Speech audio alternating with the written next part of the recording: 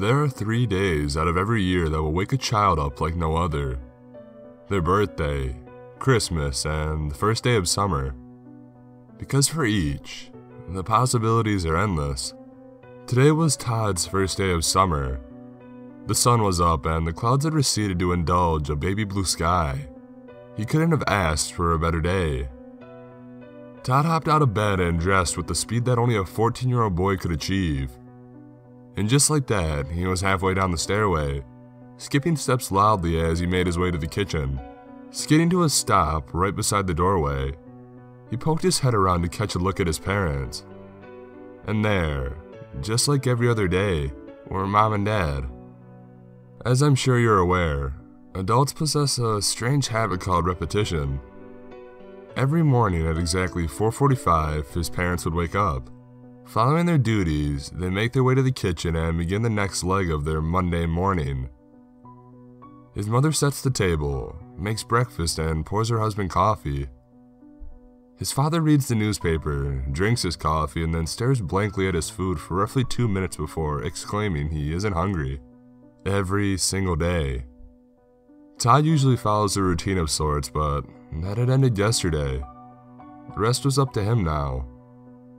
"Todd, breakfast is ready, sweetie. Come downstairs." How his mother had failed to hear him bounding on the steps just before will elude us, but "I'm right here, Mom," Todd exclaimed as he came around the corner into the kitchen. "Okay, just make sure you wash your hands first, honey." "But I just woke up. They aren't dirty." A rustling of newspaper and "Do as your mother says." So Todd sulked to the sink and, as you can imagine, he rinsed his hands in cold water for about 3 seconds. He finished breakfast, polished off his OJ, and began to make his way out of the kitchen. Poised to take on everything the day had to offer, Todd felt well equipped for anything. Yet before he could make his way out of the house, his mother called him. "Todd, your father and I are having the O'Briens over tonight. Could you be a dear and find Grandma's dinner set in the basement?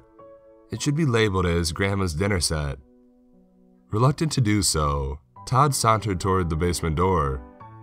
When it comes to performing tasks we'd rather just avoid, 2 clear options become available. Either feign defiance and not do it, or charge headfirst and simply get it over with. Standing at the top of the basement stairs, Todd felt a bemused mixture of the two. Todd's basement was not one of those clean and inviting sort of basements.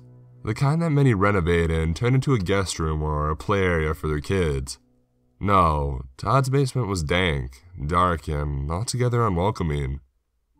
A half-patched window allowed the only ray of daylight into the dim room. It was mainly used for storage. The concrete floor was littered with boxes and stacks, piles and heaps, memories upon memories unknown to Todd. Basements are their own kind of graveyard. Oftentimes when searching aimlessly for something you need, you'll stumble upon other miscellaneous trinkets. It's rare to come across what you were originally looking for. While searching for the box labeled Grandma's Dinner Set, containing Grandma's Dinner Set, Todd stumbled upon something that he'd never seen before in their basement. A door. Just a simple wooden door, and that's all it was.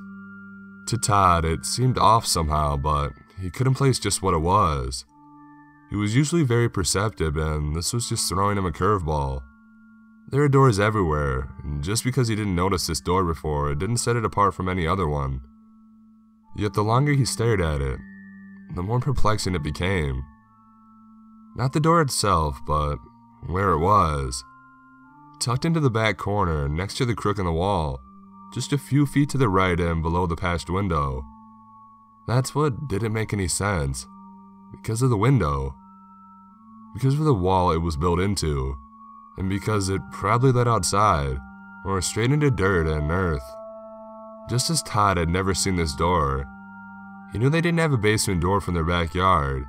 They didn't even have a bulkhead, but that's where the door had to lead. Out of impulse, Todd walked straight for the door and he grabbed the knob. It was cold. He barely noticed its ice-cold kiss through his pumping adrenaline. As his heart raced and his energy flew, Todd braced himself and he pulled the door open, expecting himself in the basement to be flooded with daylight or dirt, but there was no light. And there was no light. Standing just within the door, Todd couldn't see a thing through the pitch black. He saw only darkness. True darkness. The kind that keeps small children awake in their beds at night. The kind that follows you everywhere and rests, waiting for the moment you close your eyes and relinquish yourself to it. Todd shuddered, either from fear or the sudden chill that permeated from the darkness. In an instant, he slammed the door shut and he ran upstairs, down the hallway, out the front door, and into the yard. It took him a moment to register what he was looking at, and that he was looking at nothing more than a wall. The side of his house, and no door. Determined that this had all been settled, Todd walked back inside the house. Now that that mystery had been solved, and there clearly was no door, he could locate Grandma's dinner set and get on with his day.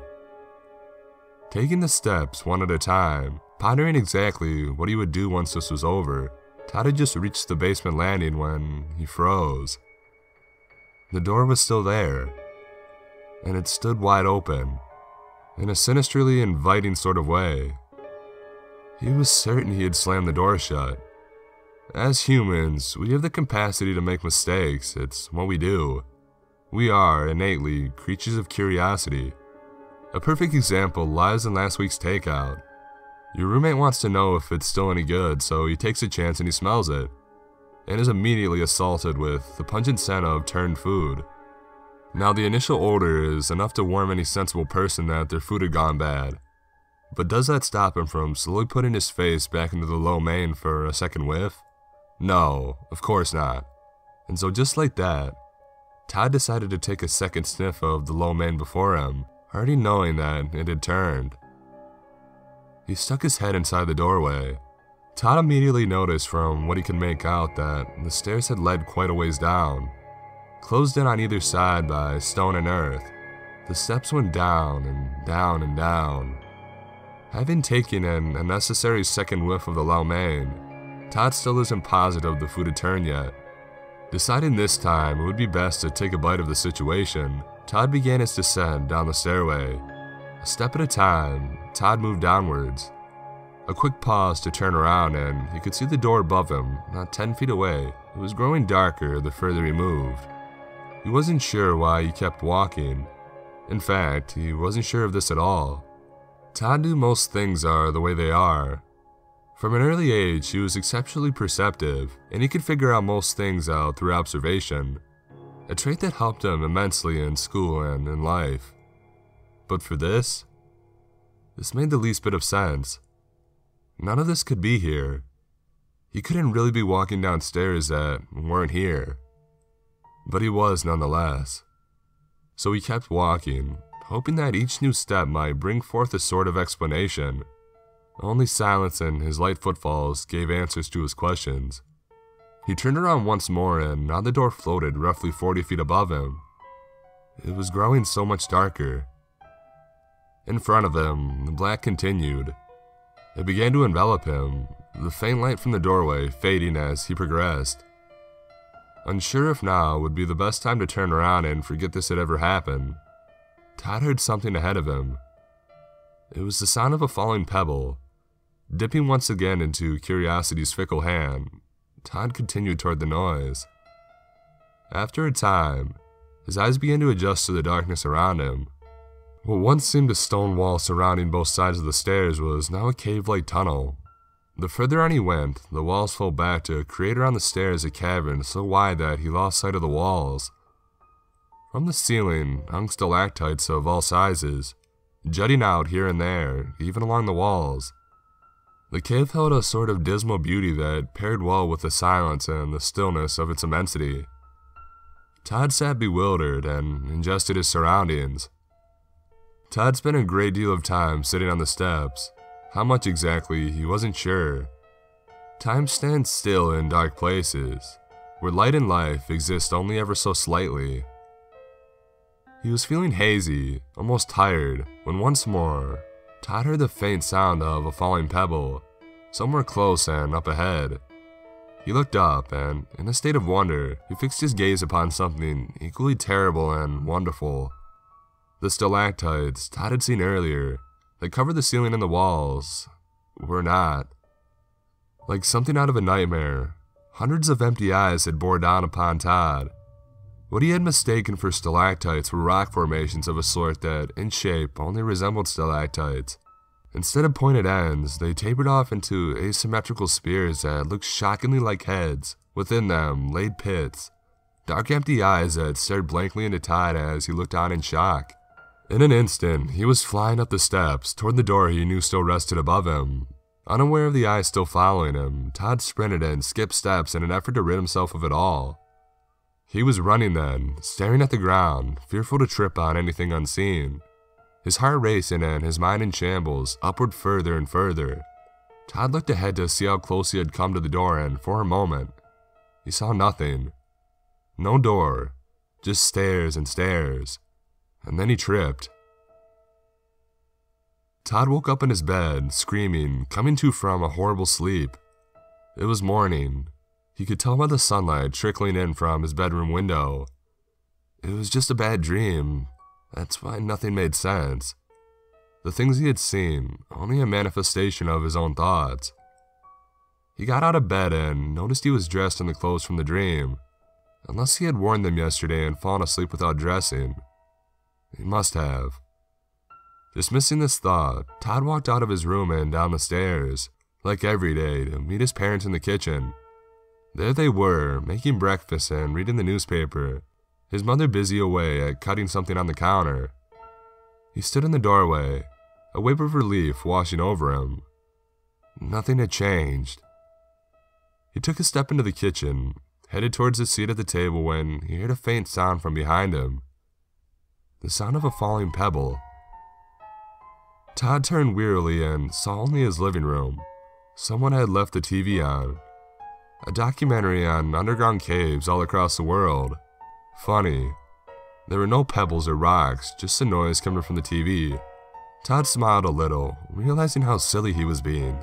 Turning back towards the kitchen, Todd's father had lowered his newspaper and his mother turned around to face him. They only stared. Eyes darker than black. Eyes that held nothing within them. Pits so deep and empty and dark. So dark. Todd fell into those pits. He fell and fell until his head met the cavern floor in a sickening squishy crunch. Countless deep, empty eyes bore down on a small dying body. Todd twitched twice, violently, involuntarily, and then he fell lifeless. All of the eyes, even the dead ones, kept staring.